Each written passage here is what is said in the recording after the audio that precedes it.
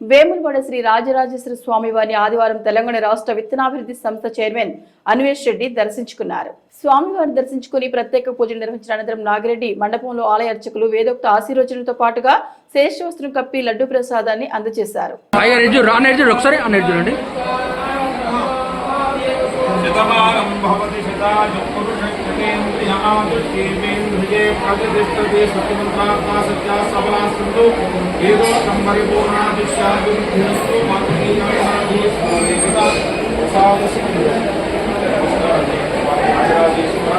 మాస శివరాత్రి పరమకాలమందు ఈ దర్శనం లభించింది.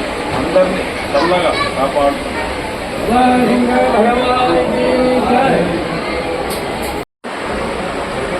ఈరోజు రాజరాజేశ్వర సన్నిధిలో దర్శనానికి వచ్చినటువంటి సందర్భంలో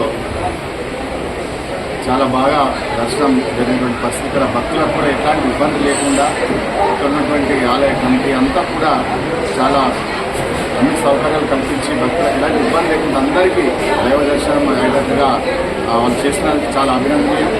ఇక్కడ ఏర్పడేసినటువంటి వసతులు కావచ్చు, అన్ని రకాలుగా అన్నీ కూడా చాలా బాగా ఉంది.